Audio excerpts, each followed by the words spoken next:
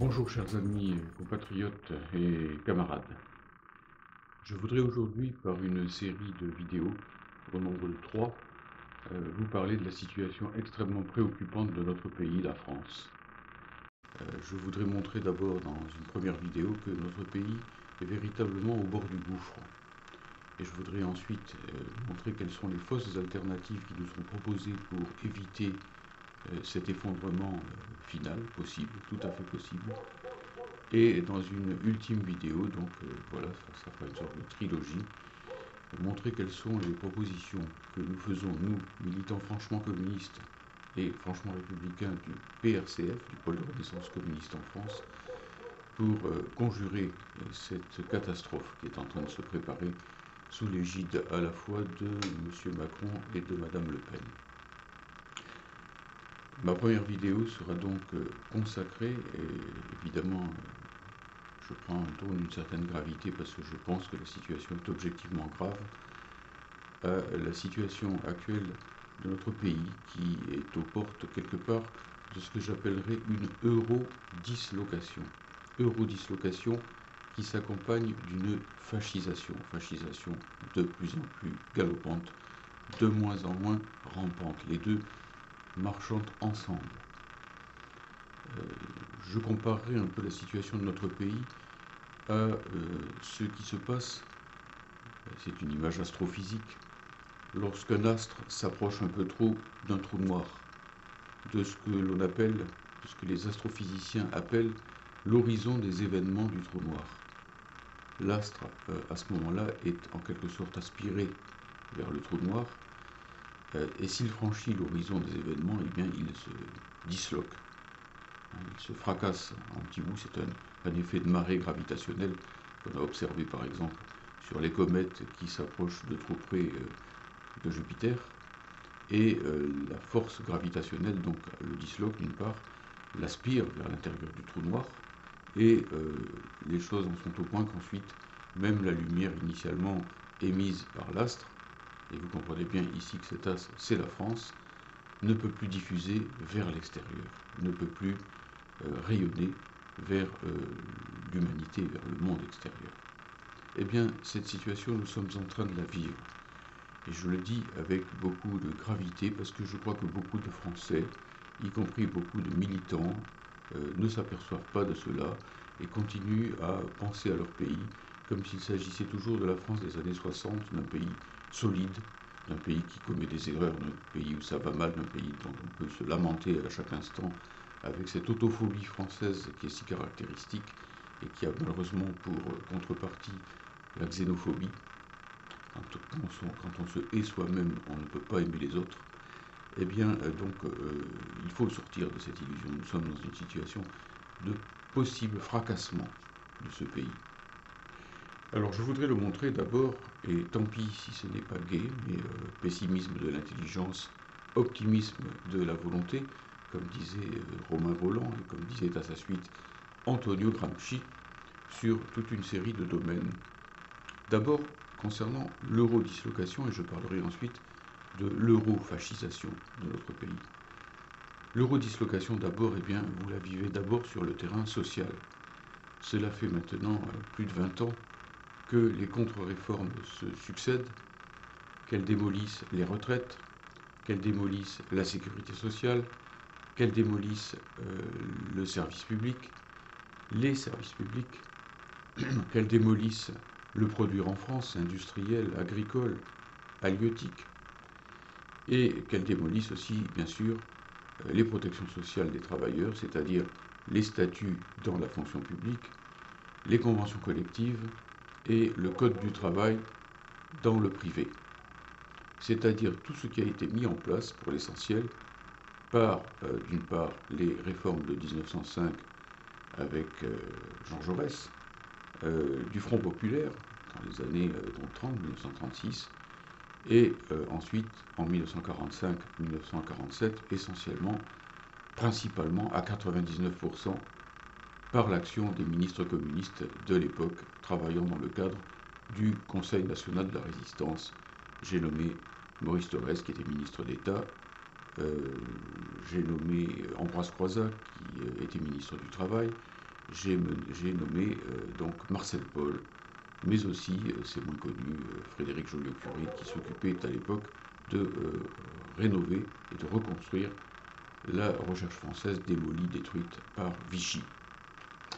Tout cela, je n'ai pas besoin de le développer. Vous êtes, pour l'essentiel, vous qui m'écoutez, des militants du mouvement ouvrier, du mouvement populaire, du mouvement enseignant, et vous savez que ce que je dis n'est que trop vrai. Et que, en ce moment même, eh bien, nous assistons à la privatisation galopante donc de EDF et de la SNCF, des aéroports, des ports. Vous savez que nous assistons à la démolition sans précédent de l'éducation nationale sous l'égide du plus destructeur ministre que ce secteur ait jamais eu. Il arrive à battre, et de loin, Claude Allègre, c'est dire, M. Blanquer. Vous savez que les indemnités chômage sont en grave danger. Bon, vous savez que M. Le Maire et M. Castex ont promis, dès que nous sortirions un petit peu le nez de la pandémie, de remettre sur le tapis l'odieuse réforme de la retraite à points. Bon, je ne développerai pas. Déjà, effectivement, dans les années 2007-2008, lorsque Sarkozy venait d'arriver au pouvoir, mandaté par la classe capitaliste et par l'Europe capitaliste, eh bien, le numéro 2 de l'époque du MEDEF, M. Kessler, annonçait dans un fracassant article de Challenge, parce que ces gens ne savent pas parler autrement que anglo-biche, eh bien, que le but réel de Sarkozy, la feuille de route prescrite par l'Europe, prescrite par la classe capitaliste, c'était, je cite, le démantèlement du programme du Conseil national de la résistance. Rien de moins. La construction européenne n'est pas autre chose que le passage à l'envers du film des jours heureux, c'est-à-dire de la construction des grandes réformes sociales qui ont été mises en place sous l'égide des ministres communistes en 1945-1947. Voilà le premier aspect. Le deuxième aspect de cette casse, de cette euro-dislocation de la France, plus à fond, disons, c'est effectivement la démolition des services publics. Je viens d'en parler. Ça fait partie du paquet de 1945, puisque c'est en 1945 que, par exemple, l'EDF a été nationalisé par Marcel Paul. Mais il faut bien comprendre ici que démolir les services publics, ce n'est pas simplement démolir telle ou telle entreprise, fleuron de notre industrie comme EDF, c'est aussi démolir la nation. Car si vous retirez les services publics, c'est-à-dire ce qui fait commun dans notre pays, vous détruisez la nation. Et je crois qu'il faut y insister. Si vous détruisez l'éducation nationale, et vous voyez bien qu'ici, il faut à la fois défendre les aspects sociaux et les aspects nationaux, n'en déplaise aux gauchistes qui sont incapables de voir ce lien, eh bien vous détruisez la nation. Si vous mettez en place un bac qui n'est plus que l'ombre de lui-même, qui n'est plus national, qui n'est plus le premier grade pour entrer à l'université, le premier grade universitaire, eh bien vous mettez les lycées en concurrence et les diplômes ensuite ne valent que ce que valent sur le marché, si j'ose dire, sur le marché éducatif, les différents lycées correspondants, et c'est ensuite Parcoursup, et pour finir la sélection par l'argent, au début par Parcoursup, mais ensuite par l'argent, parce que ça veut dire aussi que les facs vont se battre pour avoir les meilleurs étudiants et que par conséquent elles vont de plus en plus, réforme Pécresse, réforme Pioraso, réforme Vidal, aboutir à une université à l'américaine où l'argent est le véritable mode de sélection des étudiants. Voilà, tout cela, c'est la destruction de la nation, et ce n'est pas un hasard si, en détruisant la nation, dont la forme moderne a été mise en place par la Révolution française, on détruit aussi le principe d'égalité de tous devant la loi. C'est aussi le redémontage du produire en France, j'y insiste, et notamment en direction des militants du service public qui souvent surestiment leur propre, c'est logique, surestiment leur propre domaine, ne voient pas le lien qui existe entre cette casse des services publics et la destruction de l'industrie de l'agriculture française. En ce moment même, nous voyons que, par exemple, eh bien, Renault, Peugeot, les deux fleurons industriels qui nous restent, plus ou moins, même si leur activité est déjà très largement externalisée, extériorisée par rapport à la France, sont en train de viser des programmes de délocalisation ultimes, littéralement. Moi, je vis dans le Pas-de-Calais. La grande usine qui fait vivre encore le bassin minier, c'est la Française de Mécanique qui fabrique, ou plutôt qui fabriquait les moteurs de Renault et de Peugeot, et elle est en train de petit à petit fermer, de se délocaliser pour donner lieu à des activités qui seront très loin de compenser ce qui était jusqu'ici apporté à l'industrie automobile française. On voit que la casse est géante. Bridgestone à côté de Béthune. Faut-il donner toute une série d'exemples? La liste des plans de licenciement est ici impressionnante, et le Covid a bon dos si l'on pense que réellement c'est lui qui est en train de vider de sa substance ce qui reste de l'industrie française déjà exsangue après tous ces programmes de destruction de la sidérurgie, de destruction de l'industrie d'extraction, et tout ce qui a été détruit sur la base de l'économie de marché libre et non l'économie de marché ouverte sur le monde, je cite Maastricht, où la concurrence est libre et non faussée. Construction européenne, destruction de la France. Les deux marchent ensemble, elles sont strictement symétriques.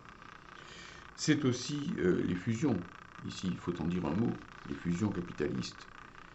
Elles s'opéraient jusque dans les années 60-70 sous De Gaulle et Pompidou, à l'échelle principalement de l'Hexagone.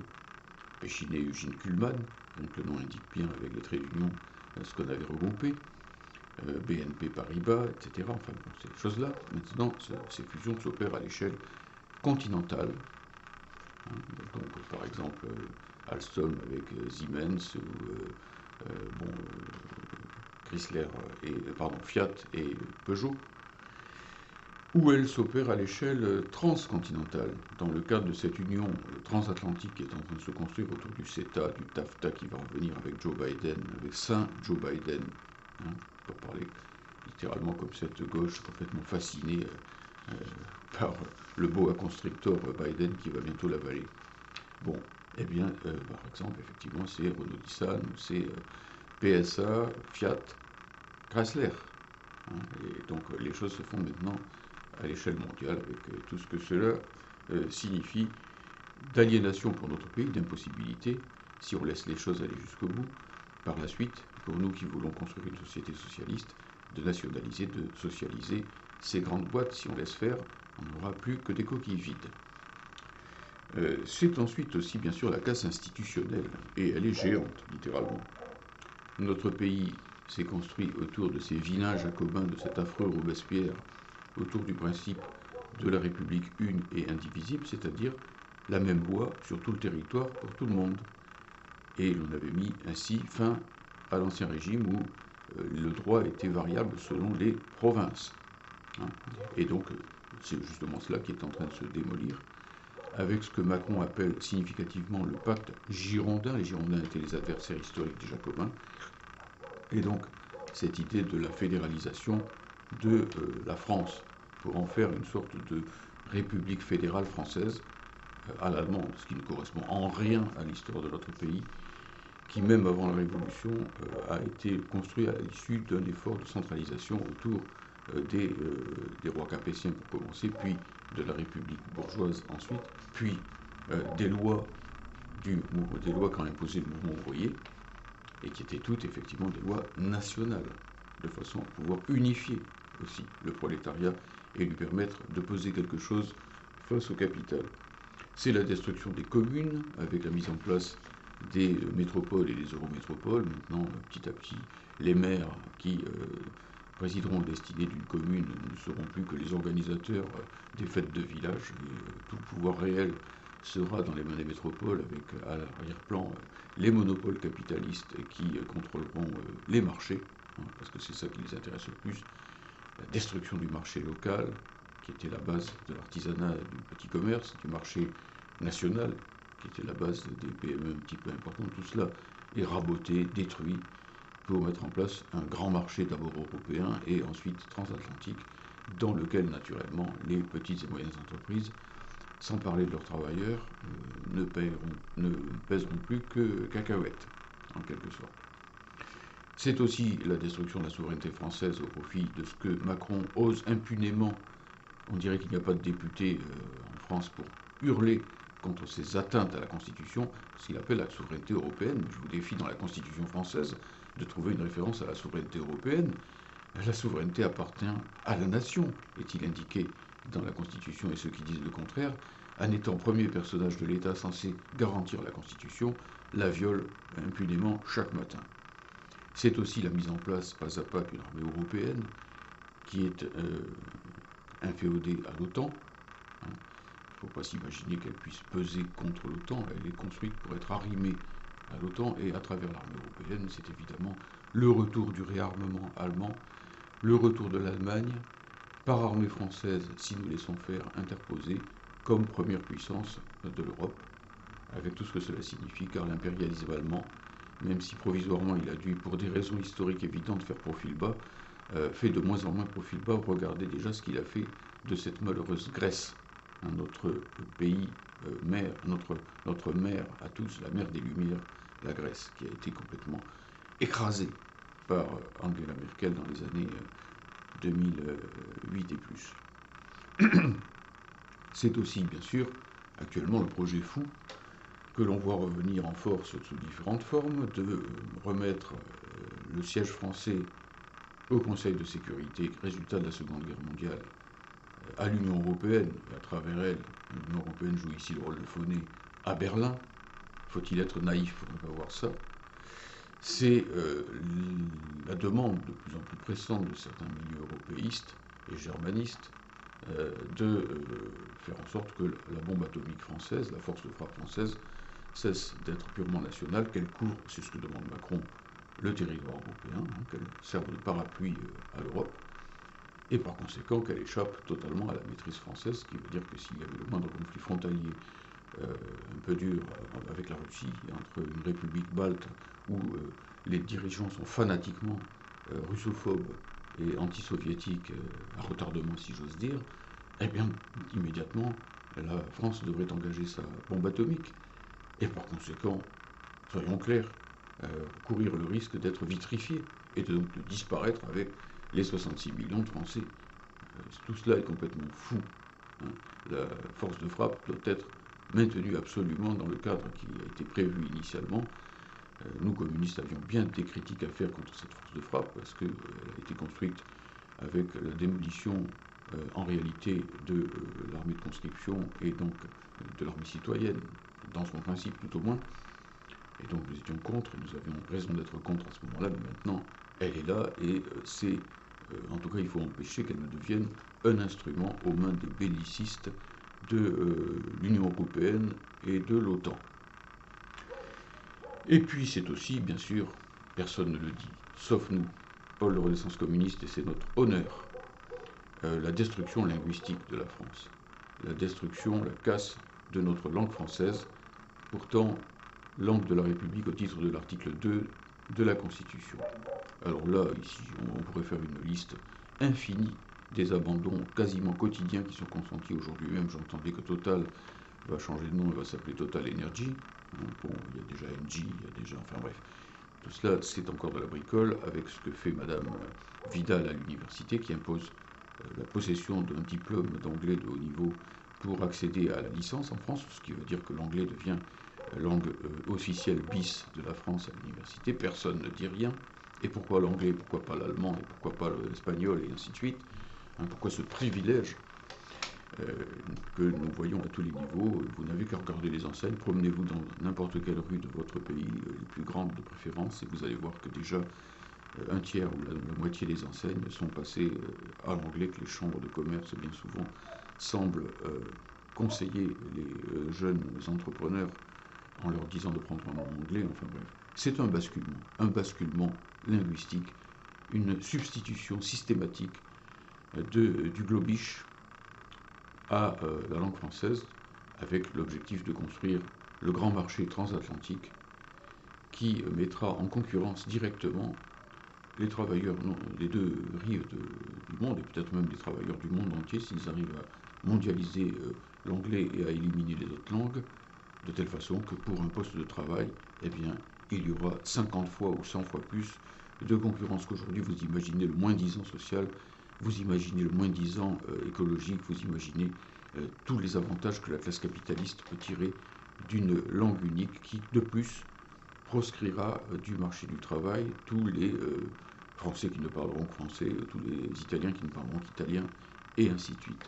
Mais personne ne dit rien, et la gauche établie est complètement complice par son silence de cet état de fait, quand ce n'est pas pire, quand ce n'est pas comme M. Fabien Roussel, qui, pour montrer comme il est Jung, s'exclame dans Marianne, PCF is back. Encore que, vu sa performance à la manifestation policière qui a eu lieu sous les fenêtres de l'Assemblée nationale, peut-être que BAC doit s'écrire B-A-C. Bon, voilà, alors on pourrait multiplier les choses, je ne vais pas ici aller jusqu'au bout, mais l'euro-dislocation est bel et bien en marche, et si vous voulez, tout ça va faire seuil à un certain moment. Sans parler de la réforme des régions. Et donc là, le futur régional où l'on voit toute la gauche derrière les Verts, qui sont des eurofédéralistes enragés, qui ne veulent absolument plus de la République unie indivisible, où effectivement donc la loi Molac, qui vient d'être votée, qui fait obligation aux communes, y compris aux communes de gauche laïques, de subventionner les écoles privées où l'on enseigne la langue régionale d'immersion, autrement dit où la langue française n'est plus la langue principale enseignée dans l'école, et cela aux frais du contribuable. Voilà. Dislocation, par conséquent, sur tous les plans, la production, la langue, les institutions, la souveraineté, l'armée, la diplomatie, puisqu'évidemment il s'agit de mettre en place une diplomatie européenne totalement enchaînée aux États-Unis, comme on le voit sans cesse. Parce que cela veut dire, à la fin des fins, sinon que la France s'évapore, littéralement, qu'elle s'évapore. C'est-à-dire que si nous laissons faire, dans quelques temps, le mot France ne désignera plus qu'une expression géographique. Et que par conséquent, le combat du mouvement ouvrier pour la révolution socialiste en France sera beaucoup plus compliqué puisque son territoire lui-même sera devenu complètement flou, le périmètre aura lui-même disparu, et par conséquent, les points de repère. Même nos amis gauchistes ne pourront plus, comme ils aiment tant le faire, cracher soir et matin sur la France parce qu'elle n'existera plus. Ils n'auront même plus ce point d'appui pour pouvoir au moins le combattre, quelque part. Réfléchissons à tout cela, nous, syndicalistes en particulier, qui défendons les statuts nationaux, mais ne voulons pas défendre la nation parce que c'est mal vu.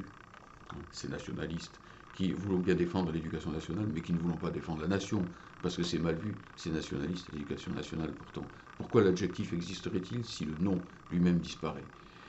Et EDF, il y a bien un F dedans, SNCF, il y a bien un F dedans, et ainsi de suite.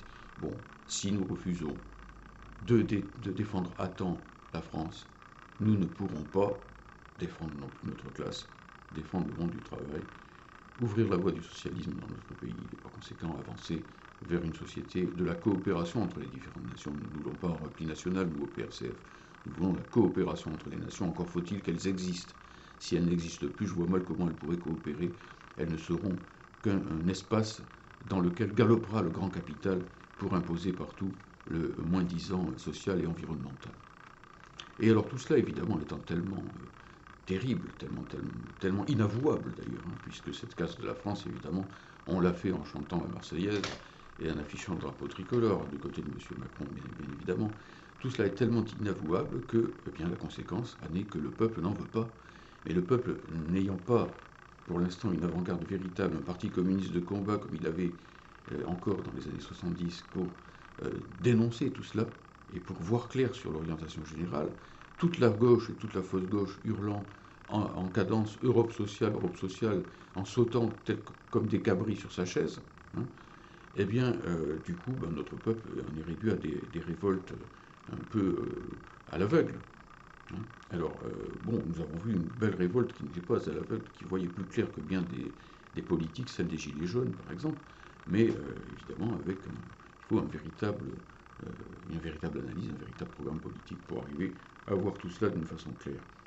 Alors, comme cette révolte, elle est là, on l'a déjà vu avec 2005 et le non à la Constitution européenne, non qui a été aussitôt violé, avec la crise des Gilets jaunes, avec, juste avant le Covid, une véritable rébellion du monde du travail en France contre la retraite à points, eh bien, évidemment, il faut passer en force quand c'est comme ça.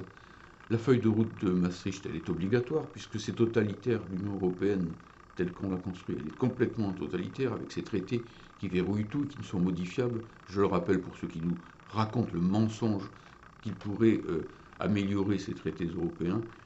Tous ces traités sont totalitaires, économie de marché ouverte sur le monde, où la concurrence est libre et non faussée, tout est dit, c'est le néolibéralisme obligatoire, hein, et tout ça ne peut être modifié qu'à l'unanimité des 27 États membres qui sont tous plus à droite, voire pour certains carrément fachos, les uns que les autres, hein, voire un peu qui est au pouvoir dans des pays comme la Pologne, comme la Hongrie, comme les pays baltes. Si vous avez envie de faire de l'Europe sociale avec des gens comme ça, c'est que vraiment vous êtes soit très naïf, soit, je le dis carrément, de mauvaise foi.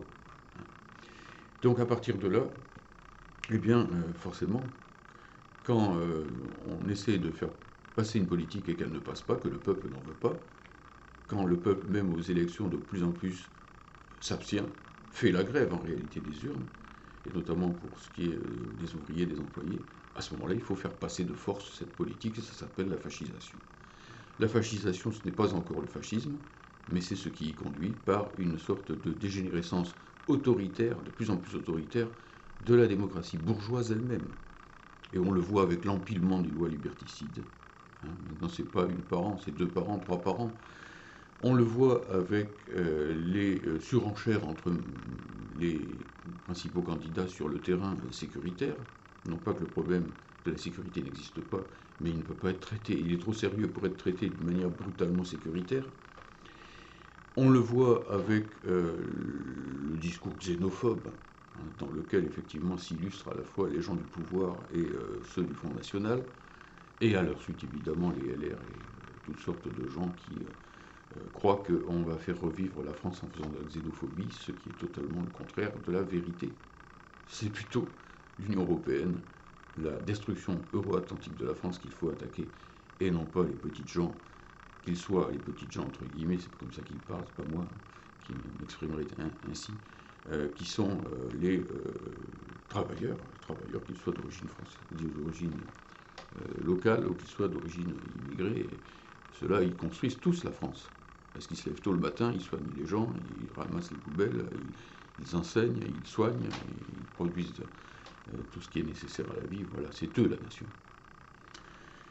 Alors, bon, le dispositif est ici euro-fascisant. Euro, parce que ça on le dit assez peu, mais enfin bon, l'Europe a bien voté le 19 septembre, ou le 16 septembre peut-être, le 19 ou le 16, j'ai un petit doute, donc 2019, une résolution qui met dans le même sac les nazis et les communistes, qui furent les, comment dirais-je, les troupes de choc de la lutte antifasciste, que ce soit le cas en Yougoslavie, que ce soit le cas dans les brigades internationales qui combattirent en Franco, en Espagne, que ce soit le cas avec les FTP et les FTP-MOI en France.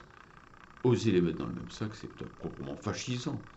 Ça veut dire permettre ce qui se passe déjà dans l'Europe de l'Est, c'est-à-dire l'interdiction des partis communistes et le fait que des éléments néo-nazis puissent parader librement dans les villes baltes ou à Kiev, en Ukraine, où effectivement l'OTAN semble trouver très bien les gens qui sont au pouvoir, même en Biélorussie, où beaucoup de ces gens qu'on nous présente comme des dissidents sont des personnages extrêmement inquiétants. Et donc voilà cette fascisation qui s'opère à l'échelle de l'Europe, puisque quand on rabaisse les communistes et qu'on les interdit, et que par ailleurs on les met dans le même sac que les nazis, et on remonte, on réhabilite, on banalise les nazis, on fait le lit idéologiquement, l'équation antitotalitaire ou prétendument antitotalitaire communiste égale nazi, rabaisse les communistes, monte, élève, rehausse les fascistes, et par conséquent crée le terrain de la banalisation de l'extrême droite. Ce n'est pas pour rien qu'on voit maintenant donc 90 députés nostalgiques du Reich qui, au titre de l'AfD, siègent au Parlement allemand, qu'on voit la même chose en Autriche, hein, pour ne parler que des 2 pays qui ont joué un certain rôle dans la fascisation dans les années sombres. Alors voilà, je dirais pour finir que le dispositif qui nous est proposé pour les prochaines élections, et que la presse essaie d'imposer à toute force, c'est-à-dire à la fois Marine Le Pen et Macron, et donc le duo le duel, qui se présente comme un duel, mais qui est un duo en réalité de Macron et de Le Pen, ne nous permettrait pas d'échapper à cette eurodislocation dont Macron est le représentant numéro un, ni à cette fascisation qui va de pair avec les glissements xénophobes d'un certain nombre de partis d'extrême droite dont je n'ai pas besoin de les nommer.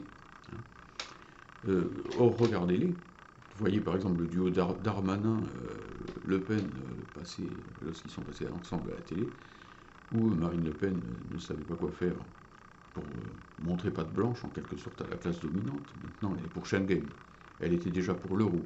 Elle était déjà pour reconnaître l'Union européenne, cette patriote, qui veut donc bel et bien rester dans le dispositif supranational. Quel patriotisme! Et inversement, on a vu Darmanin dire à Madame Le Pen qu'elle était trop molle. Et donc essayer de la prendre de droite, aussi bien sur le terrain en réalité de la xénophobie, voire les propos permanents sur le séparatisme musulman qui vise à criminaliser toute une part de notre population, et à la prendre aussi de droite sur les réformes sécuritaires, ultra-sécuritaires plutôt, et liberticides. C'est à qui, du côté Le Pen sera le plus européen, du côté Darmanin sera le plus liberticide. Vous parlez d'une alternative, et on va encore nous dire qu'il faut soutenir Darmanin pour pouvoir, ou Macron pour pouvoir battre Le Pen. On a vu le résultat sur 5 ans. Le RN est plus fort que jamais avec la politique de Macron.